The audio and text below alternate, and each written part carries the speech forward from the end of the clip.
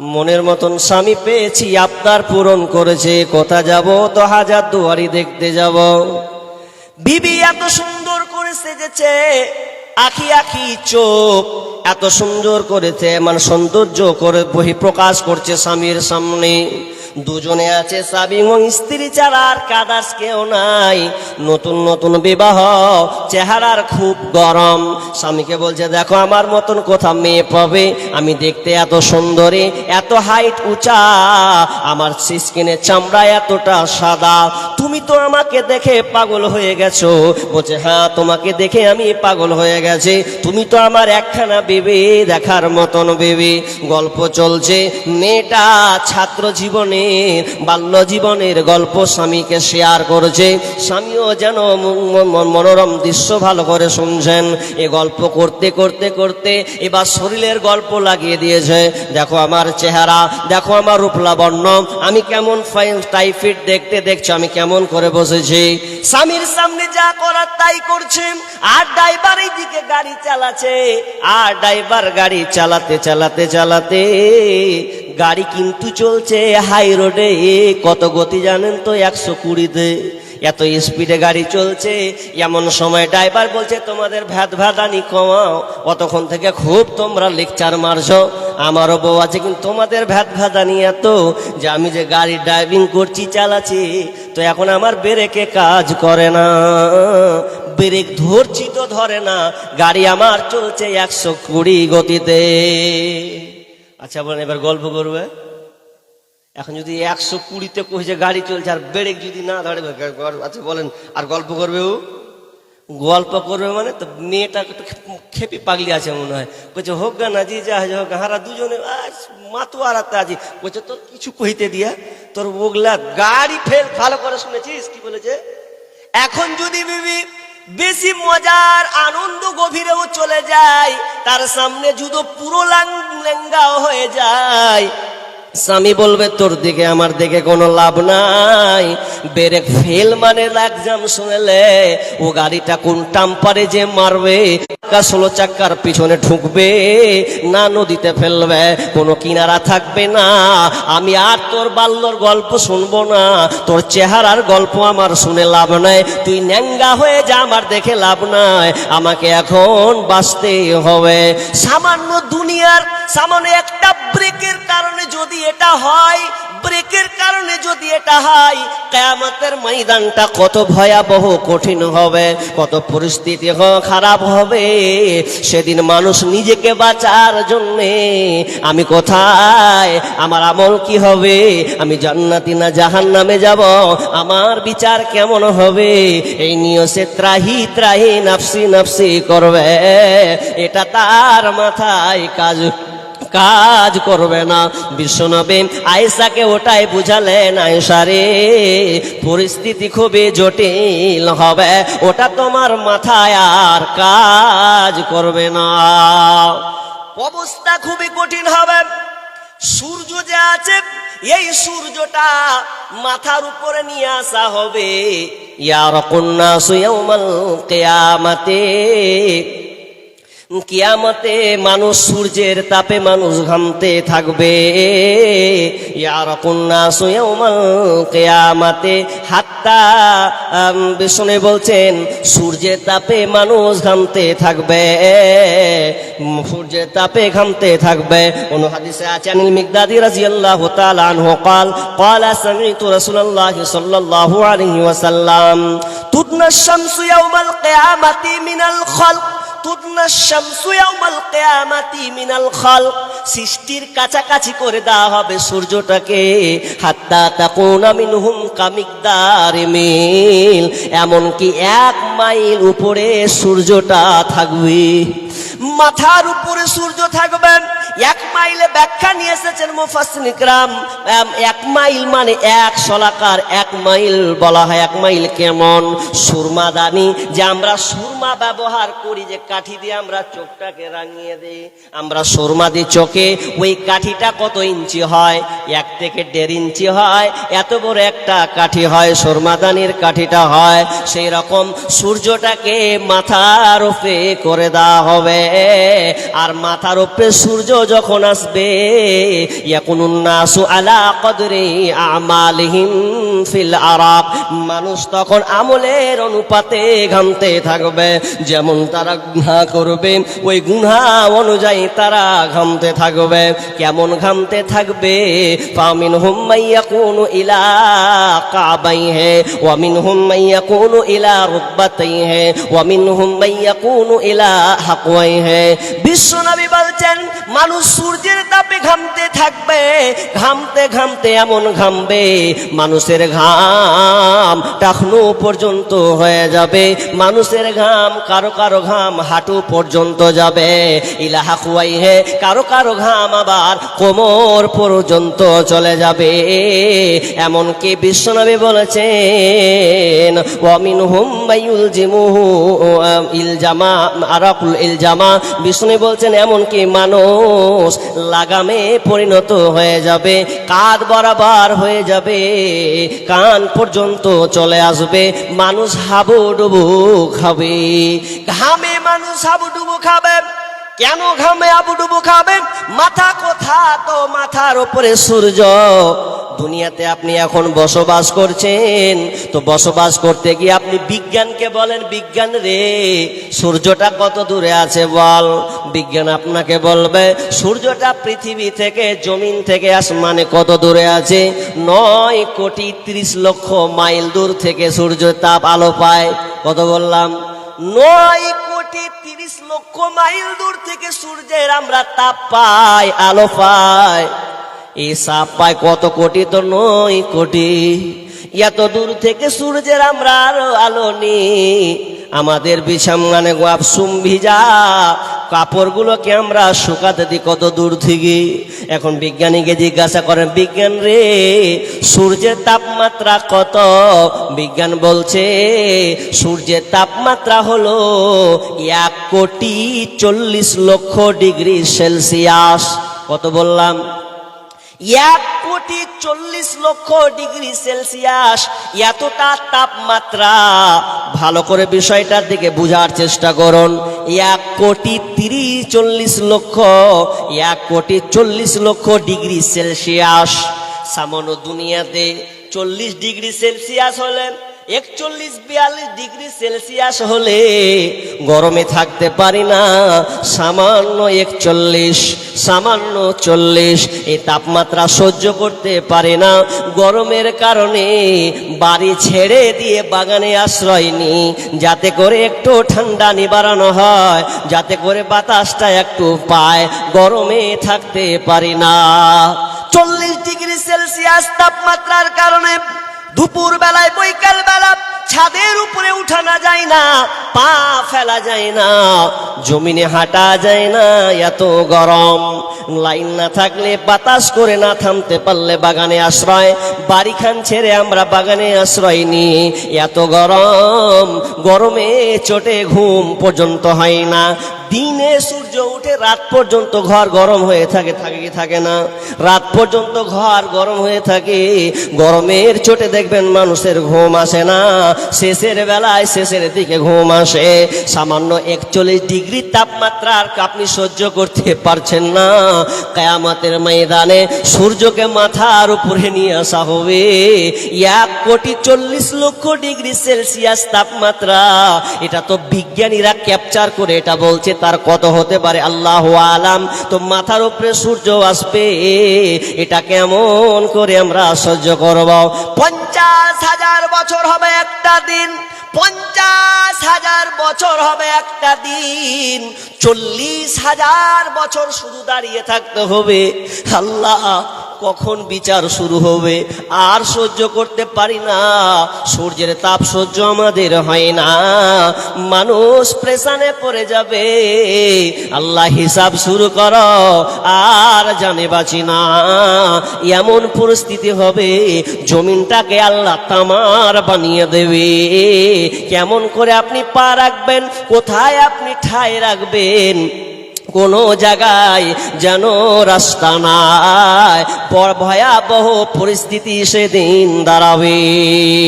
কারো প্রেমেতে ভুলে রইলে আল্লাহ আর ইনসান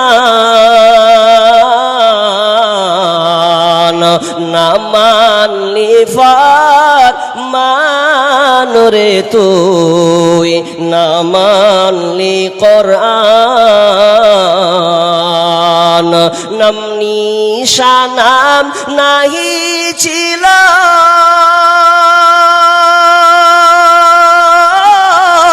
শিশু জীবন কে বাদিল, কার দয়াতে আসলি রে তুই, কার দয়াতে আসলি রে তুই এই দুনিয়ার মাঝার। না মানলি ফরমান রে তুই, না মানলি কোরআন। যতই করম বাহাদুরি এই দুনিয়া নয় তোরা আসল বাড়ি, যেতে হবে সবই ছাড়ি, যেতে হবে সবই ছাড়ি কবর মাঝার। না মানলি ফরমান রে তুই, না মানলি কোরআন, না মানলি ফরমান রে তুই, না মানলি কোরআন। পরিস্থিতি খুব কঠিন। যদি আপনি ইমানদার হতে পারেন, যদি আপনি খাঁটি মুসলিম হতে পারেন, তাহলে আপনার জন্য অপশনটা আছে। এই পরিস্থিতি এত বিভীষিকাময় পরিস্থিতির মধ্যে আপনাকে পড়তে হবে, তবে তারা এই পরিস্থিতি থেকে বেঁচে যাবে, এই ভয়াবহ পরিস্থিতি থেকে বেঁচে যাবে, বিভীষিকাময় কঠিন অবস্থা থেকে বেঁচে যাবে। তো কারা কারা যারা 7 শ্রেণীর লোক হবে, 7 শ্রেণীর মধ্যে যে কোনো একটা যার গুণ থাকবে, ওই লোকটা আরশের নিচে ছায়া পাবে। বিষ্ণু বলছেন সাবাতুন ইউযিল্লুহুমুল্লাহু ফি যিল্লিহি ইয়াওমা লা যিল্লা ইল্লা যিল্লুহু। 7 শ্রেণীর মানুষ আল্লাহর আরশের নিচে ছায়া পাবে। বাকি আর 8 শ্রেণী চলবে না, বাকি আদার্স আর এই জায়গাতে কেউ আশ্রয় পাবে না। তবে যারা এই 7টা শ্রেণীতে গুণান্বিত হবে তারাই আরশের নিচে ছায়া পাবে। জি, আরশের নিচে ছায়া কত দামি, যে ওখানে যারা পাবে তারাই দামি। জি, আল্লাহর আরশের ছায়া ছাড়া আর দ্বিতীয় কোনো অপশন, দ্বিতীয় কোনো আর রাস্তা নেই যে আপনি নিজেকে বাঁচিয়ে নেবেন। জি, ইনশাআল্লাহ আমরা আরশের ছায়া নেব ইনশাআল্লাহ। জি, হাত তুলি সবাই। আরশের ছায়া আল্লাহকে দেখান। আল্লাহ তুমি সকলের হাতকে আল্লাহ তুমি কবুল করো, বলুন আমিন। ভয়াবহ খুবই জটিল হবে। আরশের ছায়া 7 শ্রেণী লোক যারা তারা পাবে। আমার এটা নিয়ে আবার সঙ্গীত, আমাকে অনেকে শিল্পী বলে, জানি না, বললি ভালো, কারণ আমি হাদিস দিয়ে কখনো সঙ্গীত লিখেছি চেষ্টা করি, আমরা অনেক আছে। আবার বর্তমান প্রেক্ষাপটকে নিয়ে আমি হাদিস মানে প্রেক্ষাপটকে নিয়ে আবার কবিতা লিখি। 7 শ্রেণীর যারা হবে তারা আরশের নিচে ছায়া পাবে। নাম্বার 1, আরশের নিচে জায়গা যদি পেতে চাও, সাত শ্রেণীর মধ্যে তুমি গণ্য হও। আরশের নিচে জায়গা যদি পেতে চাও, সাত শ্রেণীর মধ্যে তুমি গণ্য হও। শাসক যদি হয়ে থাকো, নেই পরায়ণ হও। ইবাদতের মধ্য দিয়ে যৌবন কাটাও। মসজিদেতে বেঁধে রাখো তোমার ওই অন্তর। আল্লাহর জন্য ভালোবাসো যুগ থেকে যুগান্তর। চক্ষু দিয়ে অশ্রু ঝরাও আল্লাহর শরণে। আল্লাহকে ভয় করো রমণে বরণে। আরশের নিচে জায়গা যদি পেতে চাও, সাত শ্রেণীর মধ্যে তুমি গণ্য হও। সাত শ্রেণীর লোক পাবে। নাম্বার 1 আল ইমামুল আদিল, নেই পরায়ণ যে নেতা হবে। নেই পরায়ণ যে নেতা হবে সে আরশের নিচে ছায়া পাবে। অর্থাৎ ন্যায় ইনসাফকারী যে শাসক হবে রে, সে আরশের নিচে ছায়া পাবে। এটা চারটিখানি কথা নয় যে পদ পেয়েছে, বিচার ফাইসালার পদ, শাসকের পদ পেয়েছে। সেই যদি ইনসাফের সঙ্গে সমাজকে চালায়, ইনসাফের সঙ্গে বিচার ফাইসালা করে, তাহলে সে আরশের নিচে ছায়া পাবে। জায়গাটা খুব দামি। মানুষ মনে করে যে আমি প্রধান, 5 বছর চালিয়ে নেব। কেউ বলে আমি এলাকার সর্দার মরল, মানুষ দিয়েছে আমাকে, পেয়েছি, খুব ভালো জায়গা। ভালো যেমন জায়গা তো ফুটে যাওয়ারও জায়গা ওটা। আপনাকে বুঝাবো একটা উদাহরণ, তো আপনি বুঝে নেবেন। আচ্ছা আপনাদের বলেন, আপনাদের এই উত্তর দিনাজপুরে, ভালো করে শুনবেন, উত্তর দিনাজপুর ছে তো? আচ্ছা আপনাদের এই উত্তর দিনাজপুরে এরকম লোক আছে যে কারো হেলিকপ্টার আছে? আছে? নাই? নেই তো নেই। ধরেন আপনারই এলাকারই একজন হেলিকপ্টার আছে। হেলিকপ্টার যার আছে, যে যেমন তেমন মানুষ মনে করছেন ও দামি মানুষ, ও টাকার বহর। তাহলে যার হেলিকপ্টার আছে ও খুব দামি মানুষ। আর দামি মানে কি? ও কথা উড়বে জমিনে আসমানে? ও আসমানে উড়বে মানে কি? ছাপ তুই নিচে, আমি দেখো পড়ে উড়ছি। খুব দামি হেলিকপ্টার, খুব দামি জিনিস। উদাহরণটা দিলে আপনি বুঝে নেবেন আমি কি বলতে চাইছি। একটা লোকের হেলিকপ্টার আছে, ও জমিনে নয় ওপরে উড়বে। আর একটা ছেলের গরিব মানুষ, গরিব ছেলে, ওর শুধু সাইকেল আছে। ভালো করে বুঝবেন, সাইকেল আছে। এখন সাইকেল নিচ দিয়ে যায় আর হেলিকপ্টার ওপর দিয়ে যায়। আমার সমান কে আছে? বিশাল অহংকার। তবে একটা জিনিস মনে করে, আপনারা বলেন উত্তরটা পারেন কিনা। আচ্ছা বলুন, হেলিকপ্টার ওপরে সাইকেল নিচে আছে, কে খাতরাতে আছে বলুন? হেলিকপ্টার যে আছে সে খাতরাতে আছে। খুব মজা ভালো, কিন্তু খাতরা আছে। কেমন খাতরা জি? এখন ওপরে ও বসে আছে, হেলিকপ্টার ওপর আসমান ভাসমান হয়ে আছে, জমিনে চলছে। হেলিকপ্টারে অহংকার চলবে না, চলছো চলো। খুব দামি জায়গায় বসেছো, ভালো জায়গায় বসেছো, যে সেও বসবে না, বসতেও পারবে না। এখন তোমাকে কন্ট্রোল মেনে চলতে হবে। হেলিকপ্টার চলতে চলতে যদি কোনো বাই মিস্টেক কোনো জায়গায় ঠুকে দেয়, কেউ যদি কোনো কিছু মেরে দেয় আর টাচ হয়ে যায়, লেগে যায়, আচ্ছা ফুটবে না ও বাঁচবে বলেন? ওপর থেকে ফুটে মারা যাবে কি যাবে না? যাবে। তার মানে ও খুব রিক্সের মধ্যে আছে, খাতরার মধ্যে আছে। কিন্তু একটা ছেলে সাইকেল চালাচ্ছে, ও চালাতে চালাতে গিয়ে এমন জায়গায় মারলো, লাড়ার পলে যে মেরে দিয়েছে। বাঁচবে না মরবে? বাঁচবে। লাড়ার পরে ঢুকে দিয়েছে। মানুষজন বলছে আরে কার বেটা রে, কে ঠুকলে রে?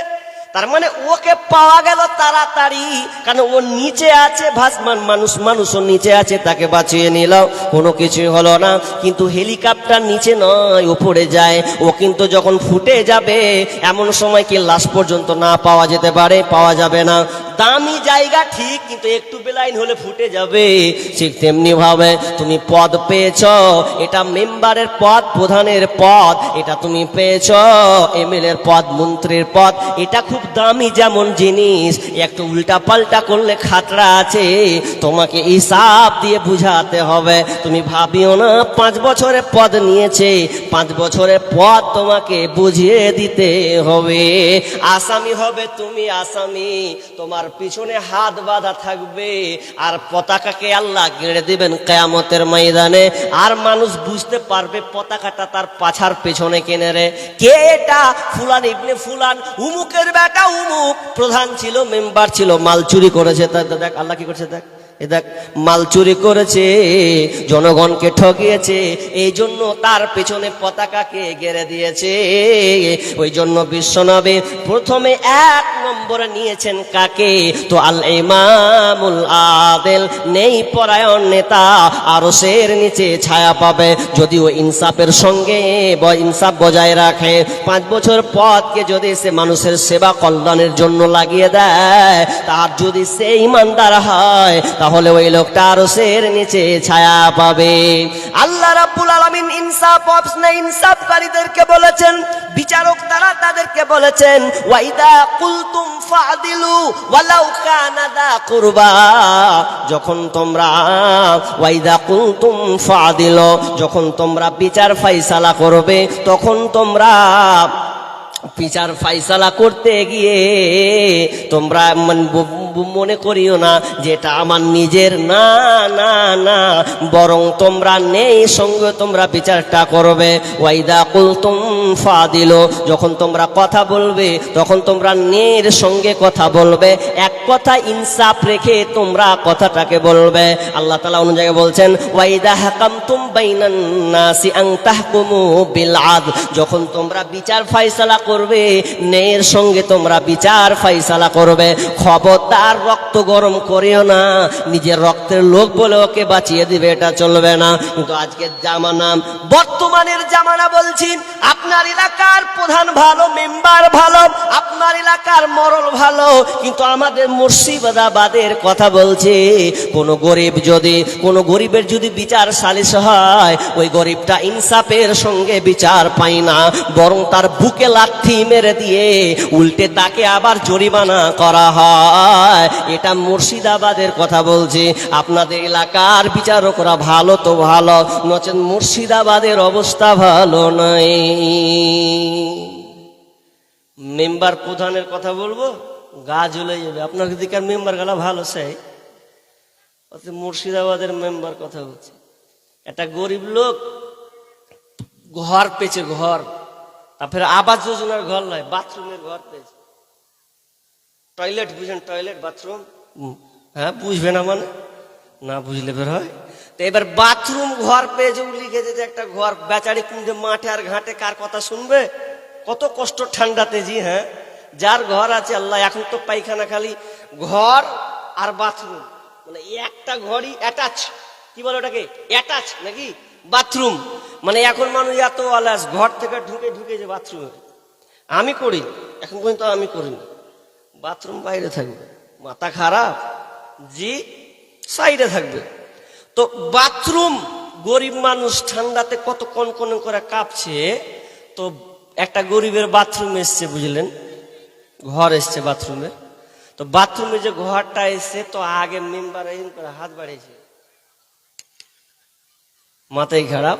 মানে কি, মানে আমাদের মেম্বার প্রধানরা এত ভালো যে আর কোনো খাবার পাই না, গরিবের পায়খানা খাওয়ার লেগে রেডি থাকছে, গরিবের পায়খানাটা পর্যন্ত খেতে ছাড়ে না। তার মানে আপনাকে বলতে চাইছে, গরিবের ঘরটা এসেছে, তো ঘরটা বলছে 2000 মার, তারপরে ঘরটা পাবে, নচে তোর ঘর আসবে না। কি অবস্থা! শুধু তাই নয়, আবাস যোজনার টাকা যদি আসে 60 লাখ, 60,000 যদি আসে, বলবে 10,000 দে, 20,000 দিয়ে তারপর ঘর পেয়ে নেবে। যদি আপনি 20,000 না দেন, 10,000 যদি না দেন, জীবনে আপনার ঘর হবে না। ওটা মনে হয় বাপের টাকা বলে সে আত্মসাৎ করছে, ইনসাফ কিন্তু তাদের নাই। আপনাদের দিকার নেতা ভালো, আমি ওটা বলতে চাচ্ছি না, তবে শুনেলেন নেই পরায়ণ যে নেতা হবে। বিশ্বনবী আফসোস করেছেন, ওয়াসাদাল কাবিলাতা ফাসিকুহুম ওয়া কানা যাইমুল কওমি আরযালাহুম।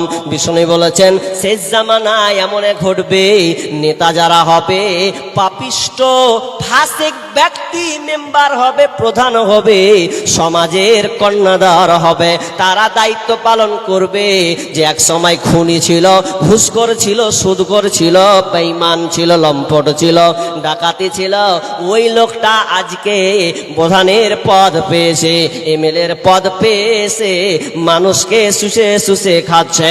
এটাই বিশ্বনবী বলেছেন এই শেষ জামানার সাইন। যেখানে লম্বা লম্বা লম্বা একটা হাদিস আছে, ওখানে বিশ্বনবী বলছেন ওয়াসাদাল কাবিলাতা ফাসিকুহুম ওয়া কানা যাইমুল কওমি আরযালাহুম ওয়া উকরিমার রাজুলু মাখাফাতা শাররি। শুধু তাই নয়, ওই দুষ্টুগালাকে দেখে মানুষ সম্মান করবে, নিজেকে বাঁচার জন্য, ওর অন্যায় অনিষ্টতাকে বাঁচার জন্য সে ওকে সম্মান করবে। আসেন চা খান, চা খান, চা খান, খেন চা।